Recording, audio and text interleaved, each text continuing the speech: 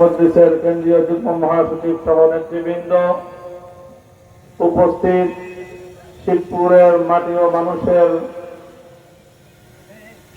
আন্তরিক ব্যক্তিত্ব, এলাকার কৃতি সন্তান, বাংলাদেশ খেলাফত মজলিস মনোনীত শিবপুরের রিকশা মার্কা সংসদ সদস্য পদপ্রার্থী বৃহস্পত মৌলানা প্রিন্সিপাল রাকিবুল ইসলাম, সংগ্রামী শিবপুরবাসী, সর্বস্তরের তৌহিদি জনতা, আমি আজ আপনাদেরকে এই অসময়ে সকালবেলার এই সমাবেশে আপনাদের বিপুল পরিমাণ দেশপ্রেমী তৌহিদি জনতা যারা এখানে সমবেত হয়েছেন, আজকের এই গণসমাবেশকে সাফল্যমণ্ডিত করেছেন, বাংলাদেশ খেলাফত মজলিসের পক্ষ থেকে আপনাদের সকলকে আন্তরিক কৃতজ্ঞতা জ্ঞাপন করছি। সংগ্রামী উপস্থিতি, আজকে আমরা বাংলাদেশে খুবই গুরুত্বপূর্ণ কিছু প্রশ্ন এবং ইতিহাসের একটি গুরুত্বপূর্ণ টার্নিং পয়েন্ট বাক বদলের মুহূর্তে আমরা এসে উপনীত হয়েছি। আমরা আমাদের পূর্বপুরুষদের সংগ্রামী ঐতিহ্য, তাদের আত্মদান, তাদের ত্যাগ, কোরবানি এবং শাহাদাতের বিনিময়ে যে বাংলাদেশ পেয়েছি, আমি মনে করি বাপ-দাদাদের রক্ত দিয়ে কেনা এই মাটিকে যদি আমরা আমাদের পূর্বপুরুষদের স্বপ্ন বাস্তবায়ন করে সুন্দর দেশে পরিণত করতে না পারি, তাহলে আমরা আমাদের পূর্বপুরুষদের সত্যিকার আদর্শের সন্তান হিসাবে পরিচয় দিতে ব্যর্থ হব। বাংলাদেশ এমনিতেই গড়ে উঠেনি, এর পিছনে অনেক সংগ্রাম এবং অনেক ঐতিহ্যের সংগ্রামের অবদান রয়েছে।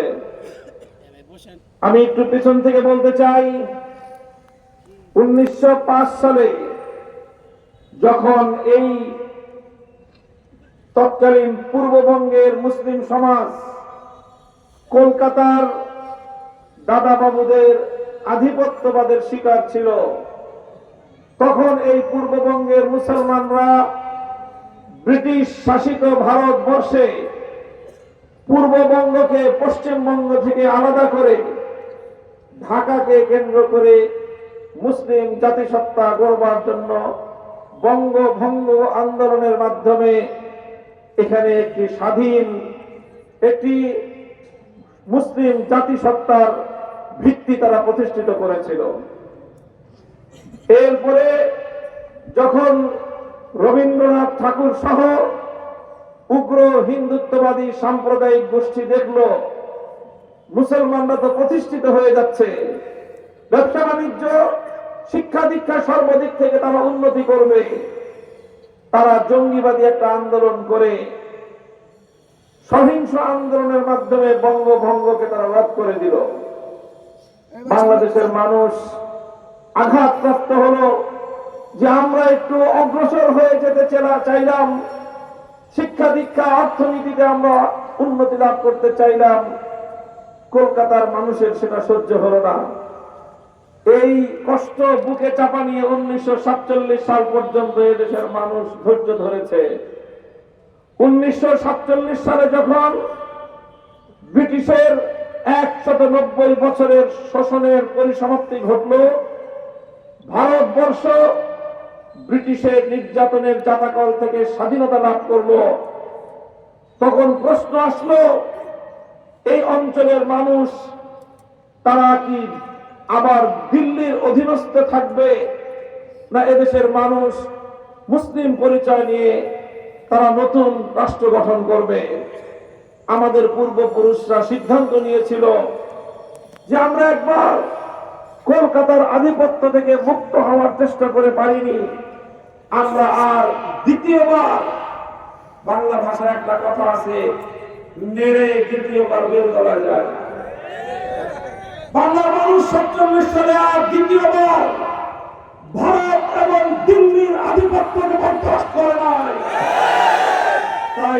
1947 সালে দেশ বিভক্ত হয়েছে, এই পূর্ব বাংলা তখন পূর্ব পাকিস্তানে পরিণত হয়েছে। বাংলাদেশের মানুষের স্বপ্ন ছিল ইসলামের নামে দেশ স্বাধীন হলো, ইসলামী শাসনতন্ত্র কায়েম হবে। এই অঙ্গীকার করে মোহাম্মদ আলী জিন্নাহর নেতৃত্বে তারা মুসলমানদের জন্য আলাদা স্বাধীন রাষ্ট্র কায়েম করেছিল। দুর্ভাগ্য দেশের মানুষের 24 বছর পর্যন্ত পশ্চিম পাকিস্তানের খান পাঠানরা শুধু আমাদেরকে শোষণ করেছে, আমাদের কাঙ্ক্ষিত সেই ইসলামী শাসন ব্যবস্থা রাষ্ট্র তারা উপহার দিতে পারে না। ইসলাম যদি কায়েম হতো 47 সালের পরে, এদেশের মানুষ ইনসাফ পেত, এদেশের মানুষ তাদের ন্যায্য অধিকার পেত, এদেশের মানুষ জুলুম নির্যাতনের শিকার হতো না। যার ফলশ্রুতিতে 1971 সালে মহান মুক্তিযুদ্ধের মধ্য দিয়ে পশ্চিম পাকিস্তানি খান পাঠানদের জুলুম, অন্যায়, অবিচার 24 বছরের বঞ্চনা এবং শোষণের জবাব দিয়েছে বীর বাঙালি জনতা। তাদেরকে ছাঁটাছাঁটা করে বিদায় করা হয়েছে। বাংলার মানুষ স্বপ্ন দেখেছিল 47-এ পারি, 1905 সালে পারি নাই, 47-এ পারি নাই, 71-এর মুক্তিযুদ্ধের পরে আমরা আমাদের স্বপ্ন বাংলাদেশ গড়ে তুলতে পারবো। কিন্তু দুর্ভাগ্য ওই জাতির কিছু ছাড়লো না।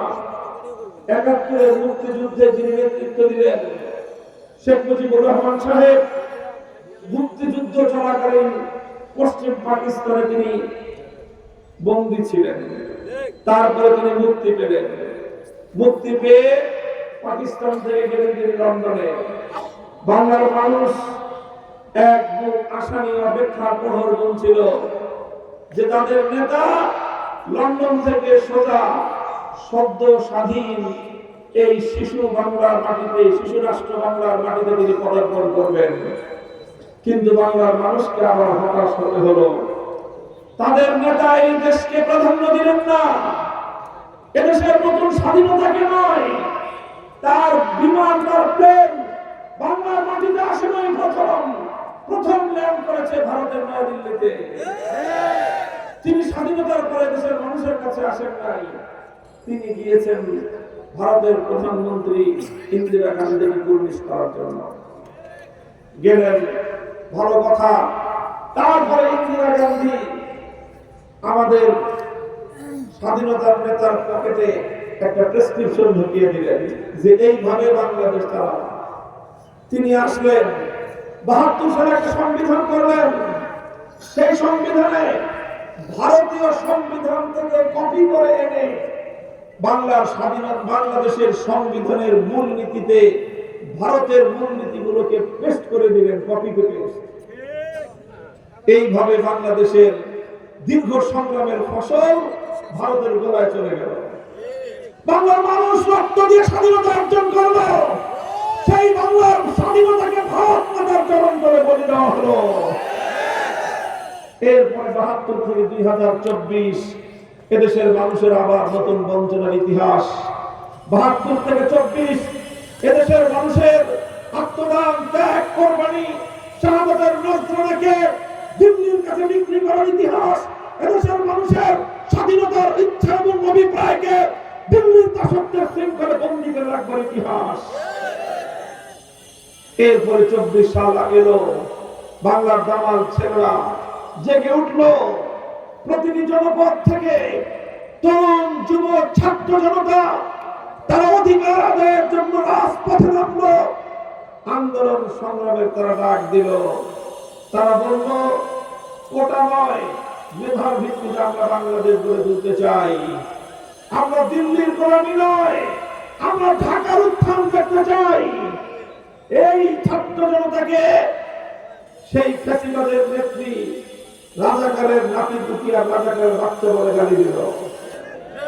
আমার 4 কোটি ছাত্র জনতা বলল, অধিকার চাইতে গেলে যদি রাজাকার হতে হয়, দেশের উন্নতি চাইলেই যদি রাজাকার শুনতে হয়, মেধা ভিত্তিক উন্নত বাংলাদেশ গড়ে তুলবার দাবি উত্থাপন করলে যদি আমাদেরকে রাজাকার বলা হয়, বাংলার 4 কোটি ছাত্র জনতা, স্কুল কলেজ আলিয়া মাদ্রাসা ইউনিভার্সিটি কওমি মাদ্রাসা সকল ভেদাভেদ ভুলে গিয়ে সকল ছাত্র জনতা গোটা বাংলাদেশে আওয়াজ তুলল, আমি কে তুমি কে।